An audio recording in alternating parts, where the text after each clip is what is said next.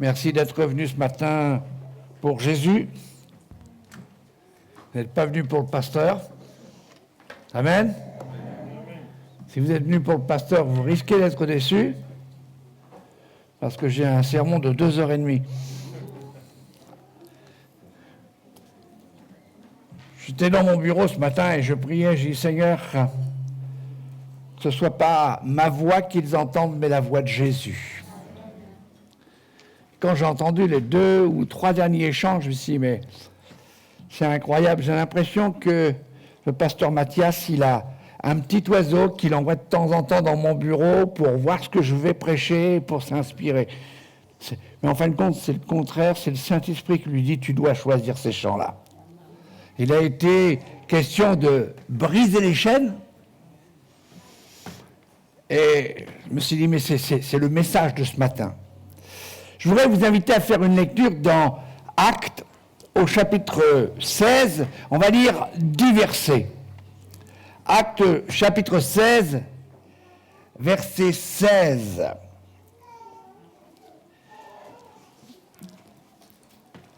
Actes, chapitre 16, verset 16.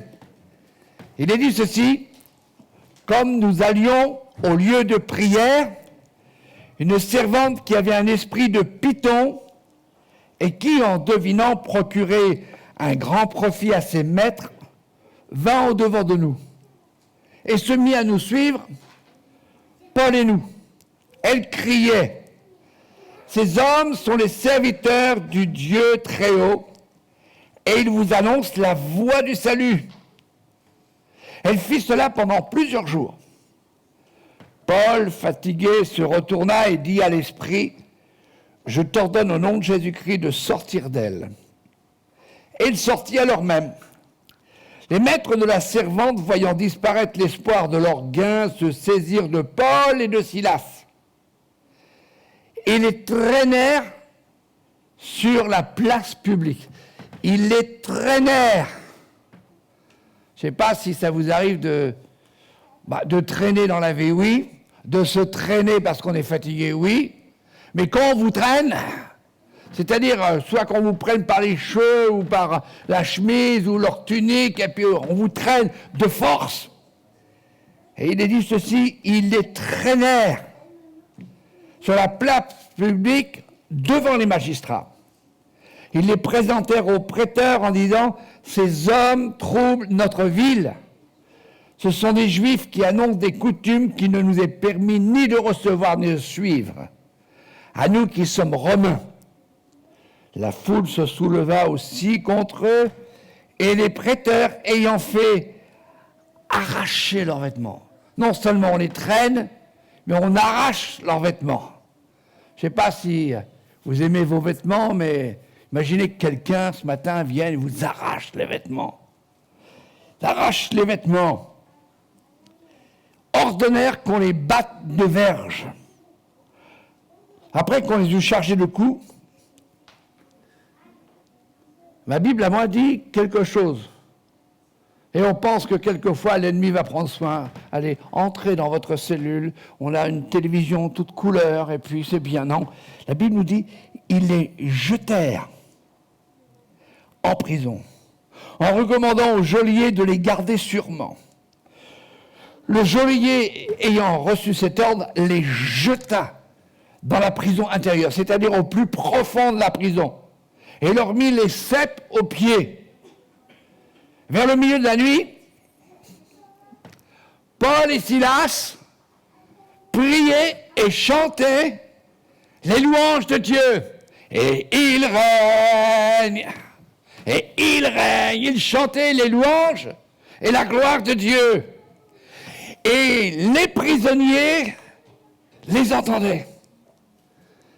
Et le verset 26 est extraordinaire. Il nous est dit, tout à coup. Comment il commence le verset 26 ? Ouais, c'est simple. Hein. Il y en a qui ont fait la fête hier soir. Hein. Tout à coup. Est-ce que vous voulez le dire tout ensemble ? Tout à coup. Il se fit un grand tremblement de terre en sorte que les fondements de la prison furent ébranlés. Il règne. Au même instant, toutes les portes s'ouvrirent. Il règne. Et les liens de tous les prisonniers furent rompus. Il règne. Et le thème de notre méditation ce matin, et si c'était aujourd'hui? Et si c'était aujourd'hui?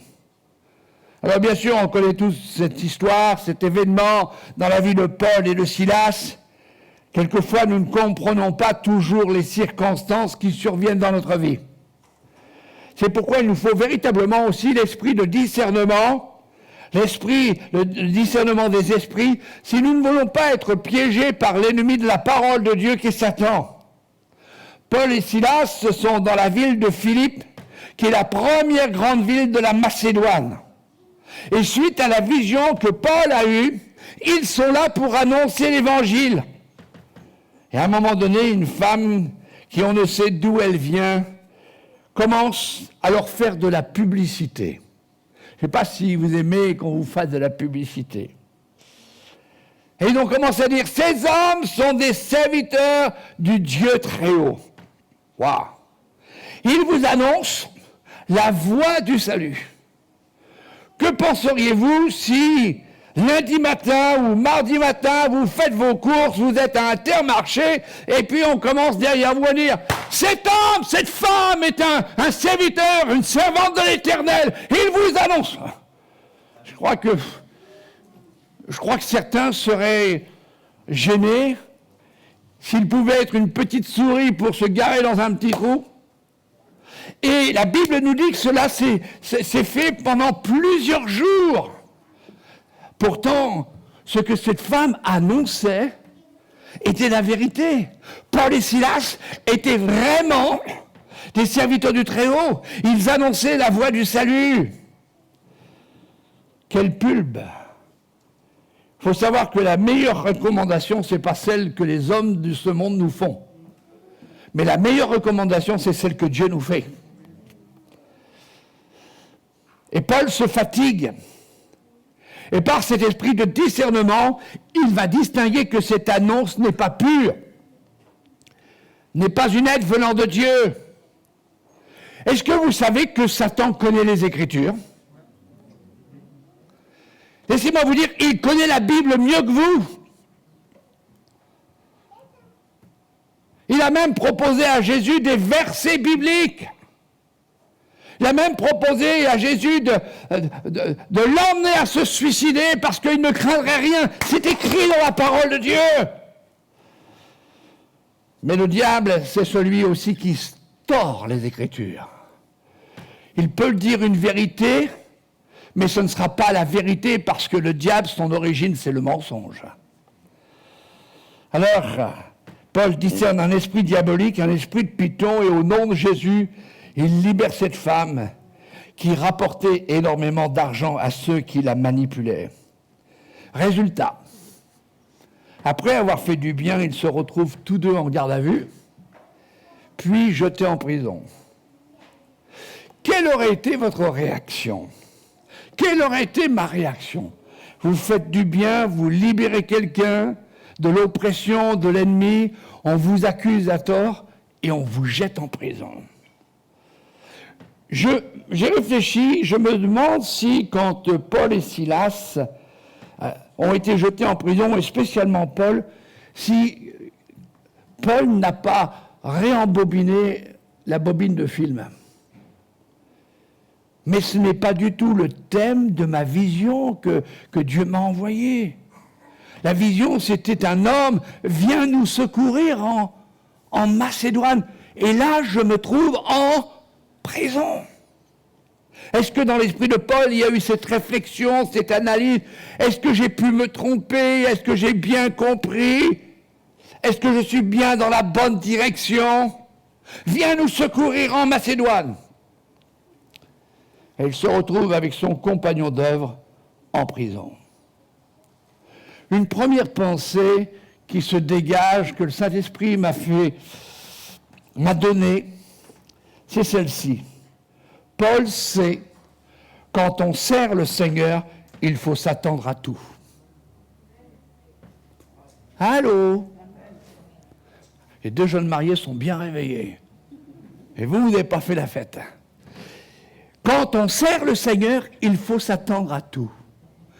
Quand on sert le Seigneur, il ne faut pas dire « Oh, le diable, il va fuir ». Non, il va venir.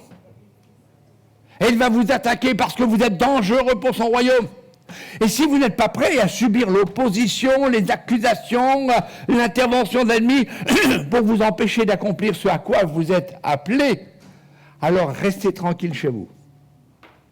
Quand on sert Dieu, l'ennemi rage et se lève pour nous contrer de différentes manières. C'est un séducteur professionnel. Et s'il n'arrive pas à nous séduire, alors il nous arrêtera par la force, par le mensonge. Mais même au cœur de l'épreuve, Dieu continue son œuvre. Même au cœur de l'épreuve, j'aime ce chant, et il règne. Il règne. Mon frère, ma soeur, dans ta maladie, n'oublie pas, Jésus règne. Dans ton désemparement, dans ton découragement, dans ta détresse, dans ton incertitude, il règne. Et au cours d'une de mes méditations, la semaine dernière, je suis tombé sur une expression très encourageante. Peut-être vous êtes découragé. Alors, laissez-moi vous dire, il n'y a pas que les chrétiens qui peuvent être découragés, les serviteurs de Dieu aussi peuvent être découragés. Mais vous aimez le Seigneur, vous voulez le servir, ou vous le servez, mais le résultat n'est pas toujours celui que vous escomptez. Alors un conseil, persévérez et ne lâchez pas. Persévérez et ne lâchez pas. Car ce qui est arrivé à Paul et Silas, vous le verrez aussi s'accomplir dans votre vie. La Bible nous dit qu'ils sont jetés dans un cachot. Si l'ennemi semble les avoir arrêtés, il se trompe. On n'éteint pas la foi, le zèle et l'ardeur des serviteurs de Dieu, même quand on les met en prison. Le Dieu que nous servons ne va pas rester tranquille quand il voit ce que l'ennemi fait à ses enfants. Ces paroles l'amènent toujours à agir. Et quelles sont ces paroles? Quelles sont les promesses de Dieu envers ses disciples, envers ses apôtres, envers ceux qui lui obéissent? Eh bien, cette parole, moi, je la tiens fermement tous les jours dans mon cœur. Je ne vous abandonnerai jamais. Je peux avoir un petit amen des chrétiens? Je ne vous abandonnerai jamais. Ça vous est arrivé de servir le Seigneur et puis après avoir servi le Seigneur, vous vous sentez seul? C'est simplement l'ennemi qui est en train de dévaloriser le travail que vous avez fait grâce au Saint-Esprit. Jésus dit, je ne vous abandonnerai pas, je ne vous oublierai pas. Combien de fois nous sommes dans l'épreuve, dans la difficulté, nous ne savons pas comment nous allons nous en sortir. Et on pense que Dieu nous a oubliés. C'est faux. Le chant que nous avons chanté est extraordinaire. Et il règne. Tourne-toi vers ton voisin, ta voisine, et dis, et il règne.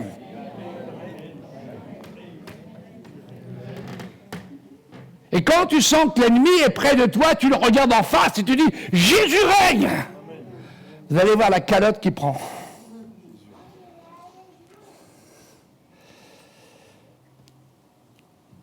Et ces paroles sont puissantes. Et cela en toutes circonstances. Je ne vous abandonnerai pas. Je ne vous oublierai pas. Vous savez, Dieu n'est pas un homme pour mentir et ne pas tenir sa parole. Est-ce que vous le croyez? Alors, merci. Vous allez voir une petite expression extraordinaire se concrétiser, se réaliser, se manifester dans votre vie en votre faveur. Portons notre attention sur un petit mot qui a une importance vitale.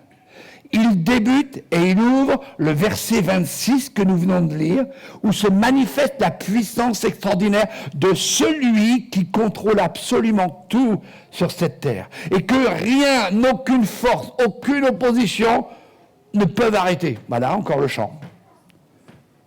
Qui peut arrêter Dieu? aucune puissance. Et voici commence ce verset miraculeux. Par cette petite expression, tout à coup. Tout à coup. Dans l'original grec, c'est le mot aphno, qui veut dire subitement, soudainement, instantanément, aussitôt. Est-ce que vous n'aimez pas ces expressions? Quand j'étais enfant, je demandais quelque chose à mes parents et je voulais qu'ils répondent aussitôt. Eh bien, j'aime ces expressions du Nouveau Testament, j'aime le aussitôt de Dieu dans les évangiles, le soudainement. Est-ce que cela vous arrive encore de vous laisser surprendre par Dieu? Au moment où vous ne vous attendez pas, eh bien Dieu vous fait la surprise. Dieu est le Dieu des surprises. Dieu ne se laisse pas surprendre par aucune circonstance, mais Dieu veut nous surprendre par sa puissance. Dieu veut nous surprendre par son amour. Dieu veut nous surprendre parce qu'il est l'intelligence même. Et jamais Dieu vous fera une mauvaise surprise. Jamais Dieu vous fera faux bond. Même dans l'épreuve, Dieu est là pour nous surprendre par son attention envers nous. Et ce mot aphno signale un brusque changement de situation. Paul et Silas sont en prison. Ils ont été battus, ils ont été maltraités, et leur sœur est loin d'être enviable. Cependant, un fait surnaturel leur ouvre la voie vers la liberté, et une liberté, écoutez bien, une liberté dans la prison. Une liberté dans la prison. Ils sont libres dans la prison. Et Dieu veut que nous réalisions que même dans les épreuves, nous sommes libres parce qu'il règne. Dieu veut que nous supportions les épreuves, mais il ne veut pas que nous soyons victimes des épreuves. Et ce aphno, c'est-à-dire tout à coup, devrait vous encourager ce matin. Spécialement lorsque on peut se sentir coincé dans une situation difficile. On se sent emprisonné, souffrant de l'injustice. Et quelquefois, on peut dire, mais pourquoi ça m'arrive à moi? Je fais tout ce qui est en mon pouvoir pour être juste, pour être droit, pour faire des choses. Et pourquoi? Et on ne comprend pas. Pourquoi on se détourne de nous? Pourquoi on est rejeté? Pourquoi on est regardé comme dangereux? N'est-ce pas ce que, en général, nous avons un peu subi lors de cette pandémie, quand cette déclaration a été faite sur les réseaux, sur les médias? Le virus vient des évangéliques. Quelle pub! Puis d'un seul coup, on n'osait plus dire qu'on était évangélique, parce que pour le monde, évangélique égale virus. Et puis on s'est senti un peu rejeté, vu comme dangereux. Mais j'aimerais vous dire, si le monde nous abandonne, si le monde nous rejette, alors réjouissez-vous parce que votre nom est inscrit dans le livre de vie. Nous ne sommes jamais abandonnés de Dieu. Dieu n'a pas dit son dernier mot. Les églises fermées, mais l'Église continue à vivre. Les églises ont l'interdiction de se rassembler, mais l'Église continue à annoncer la bonne nouvelle.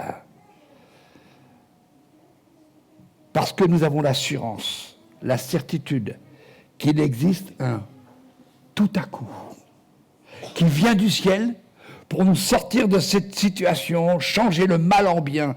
C'est la mission de Dieu. Changer la malédiction en bénédiction, c'est son désir le plus cher. Est-ce que tu veux croire, mon frère, ma soeur, mon ami qui est là, qu'il y a un tout à coup pour ta vie? Il y a un tout à coup. Mais portons notre attention sur un autre élément que le tout à coup. Le tout à coup n'est pas venu comme cela au petit bonheur la chance. Il n'y a pas de hasard chez Dieu. Il n'y a que sa volonté parfaite et bonne. Voici un fait important. Pour obtenir un tout à coup, il existe un déclencheur au tout à coup. Il existe un déclencheur au tout à coup. Et quel est ce déclencheur? C'est ce que nous avons fait ce matin. Nous avons proclamé qu'il règne. Paul et Silas n'ont pas passé le temps à se lamenter sur leur situation, leurs blessures, leurs frustrations. Eux, les serviteurs du Dieu Tout-Puissant, leur fierté traînait un peu dans la boue. Ils n'ont pas permis à la susceptibilité de les couper de la présence de Dieu. Mais au lieu de regarder à leur situation de prisonniers, ils ont regardé à la situation, leur situation d'enfants de Dieu. Dans la prison, mais Dieu est là. Dans l'épreuve, Dieu est là. Dans la maladie, Dieu est là.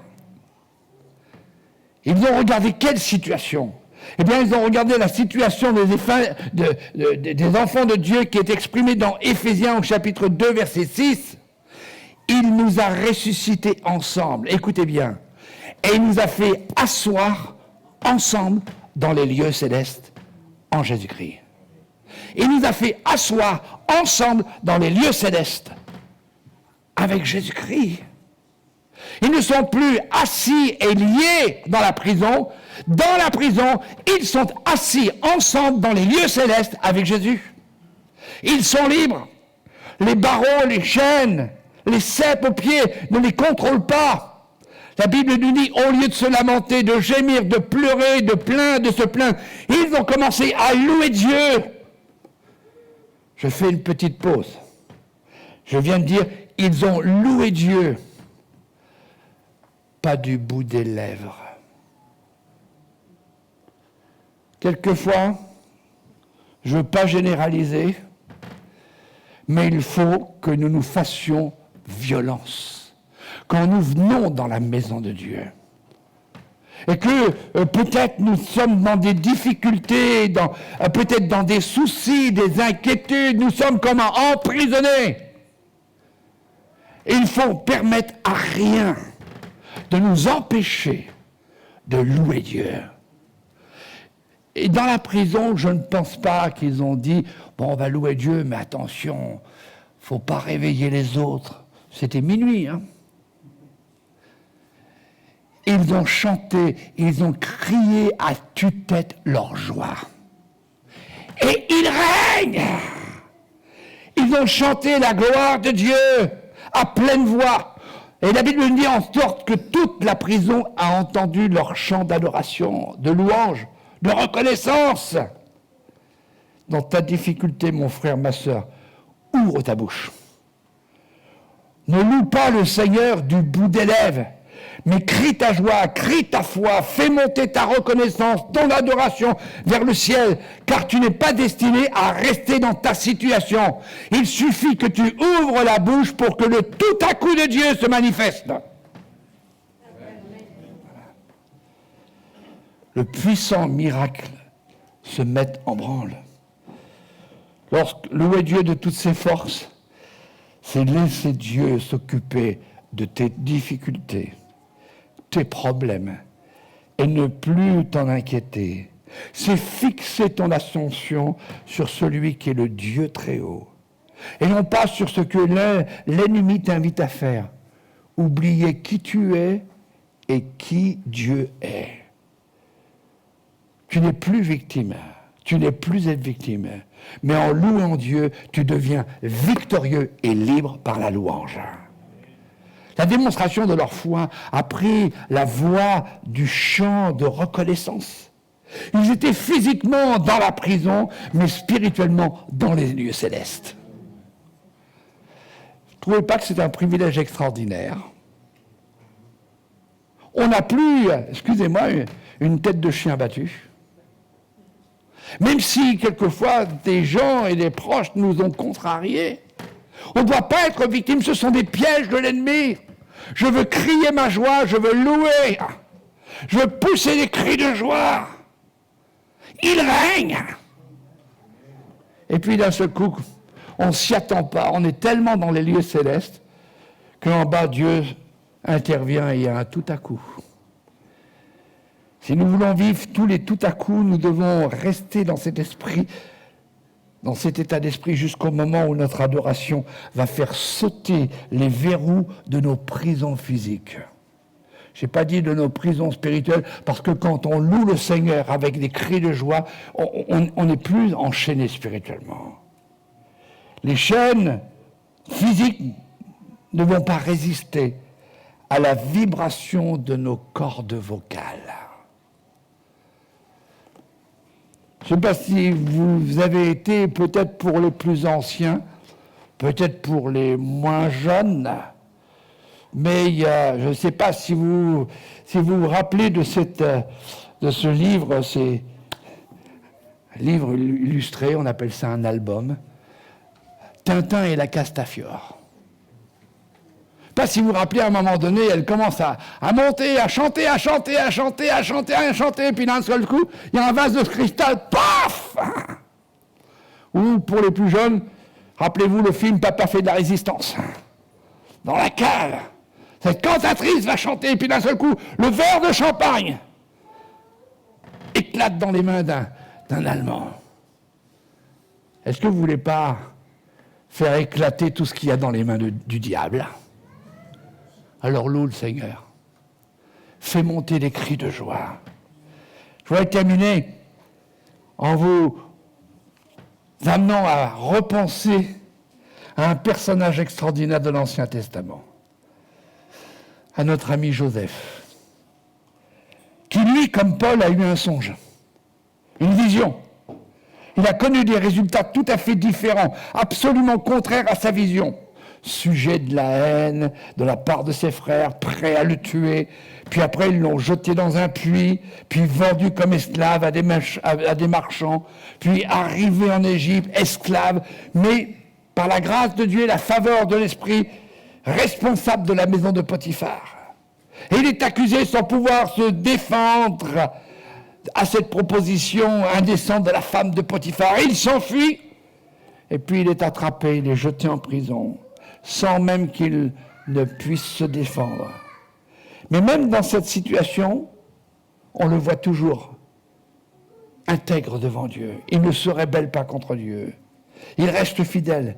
Il fait bien son travail. Et dans la prison, encore la faveur du chef de la prison, qui n'est autre qu'un petit clin d'œil de Dieu pour Joseph. Ah, je sais que certains voudraient beaucoup plus qu'un petit clin d'œil. Mais si nous ne savons pas nous réjouir d'une petite lumière au fond de notre prison, nous ne verrons jamais le tout à coup de Dieu. Et Joseph, en prison depuis plusieurs années, oublié par celui qui lui avait promis de parler de lui, un matin s'est réveillé comme prisonnier, comme beaucoup d'autres matins, et a terminé sa journée en tant que premier ministre de l'Égypte. Quel tout à coup! Matin, il est prisonnier, il sort de la prison, et le soir, il est premier ministre de l'Égypte. Allô? Ça peut vous arriver. « Ah non, je ne veux pas être prisonnier, je ne veux pas être premier ministre. » Mais Dieu a de grands projets pour chacun. Dieu, il attend ta louange, ta reconnaissance, il attend que tu ne te laisses plus être la victime de tes circonstances, et que tu déclenches par ton adoration les tout à coup. Êtes-vous prêts pour les tout à coup de Dieu? Êtes-vous prêts de dire à vos circonstances, vous n'avez aucune autorité, aucun pouvoir sur ma vie. Je vais louer le Seigneur comme jamais. Je vais me réjouir en l'Éternel mon Dieu. Je vais crier ma joie et non ma détresse. Et Dieu se manifestera. Soyons dans l'expectative des tout à coup de Dieu. Je vous laisse un dernier texte. Peut-être certains le connaissent par cœur. Ésaïe 40, 31. Ça vous dit quelque chose? Ésaïe 40, 31. Mais ceux qui se confient en l'Éternel, ceux qui s'attendent à l'Éternel, et la version Bible du Sommeur dit ceux qui comptent sur l'Éternel, renouvellent leur force, ils prennent leur vol comme les aigles. Il court et ne se lasse point. Il marche et ne se fatigue point. Êtes-vous candidat? Êtes-vous candidat pour les tout à coup? Candidat à la bonté de Dieu, à la puissance de Dieu, au miracle de Dieu, à la grandeur de Dieu. Quel est le résultat? Le geôlier et toute sa famille sont à l'écoute de l'Évangile. Le geôlier, le chef de la prison, demande de la lumière. Les gens du monde, quand nous serons en train d'arriver, je dirais, au paroxysme de notre louange, demanderont quelle est notre lumière. Dieu nous demande de briller. Et si c'était aujourd'hui, votre tout à coup, alors j'aimerais vous dire, enclenchez ce déclencheur. Là, à votre place, ce matin, avant que nous puissions reprendre un chant de louange, d'adoration, est-ce qu'on ne peut pas se mettre tous ensemble debout et réellement adorer Jésus? Est-ce qu'on peut dire à Jésus, tu règnes, et rien ni personne ne pourra m'empêcher d'adorer Jésus? Je vous invite non pas à louer le Seigneur simplement comme cela pour quelques secondes, mais ne le faites pas du bout des lèvres. Même si vous êtes fatigué, reposez-vous en l'Éternel. Confiez-vous en l'Éternel. Il y a un tout à coup pour chacun. Je ne sais pas quand est-ce qu'il sera. Il sera peut-être à l'issue de ce culte ou pendant ce culte. Mais ne soyez pas victimes de vos circonstances. Soyez libres et victorieux. Parce que le tout à coup de Jésus va se manifester dans ta vie. Louons ensemble le Seigneur. Est-ce qu'on peut élever nos voix vers le Seigneur ensemble? Oh, merci Seigneur. Je te bénis pour ce que tu fais, Seigneur. Je glorifie ton nom, Seigneur. Alléluia. Alléluia, Seigneur. Nous résistons à l'ennemi. Nous résistons à l'ennemi. Alléluia. Nous faisons éclater en pièces toutes les armes de l'ennemi. Parce que notre louange, c'est notre force. La joie de l'Éternel, c'est notre force. Nous bénissons ton nom. Alléluia. Gloire te soit rendue pour ce que tu fais, Seigneur. Merci, Seigneur. Merci, Jésus. Étends tes mains sur ton peuple ce matin, sur toute la surface de la terre, et que nous ne soyons plus jamais victimes de nos circonstances, victimes de nos frustrations, victimes de nos vexeries, victimes de nos caractères, de notre nature, mais que nous soyons de ceux qui élèvent Jésus, et font trembler la prison, et les verrous s'ouvrent, les portes s'ouvrent. À ton nom soit seule la gloire. Est-ce que vous voulez dire à haute voix, à ton nom soit seule la gloire? Encore une fois, à ton nom soit seule la gloire. Que Dieu vous bénisse. Amen.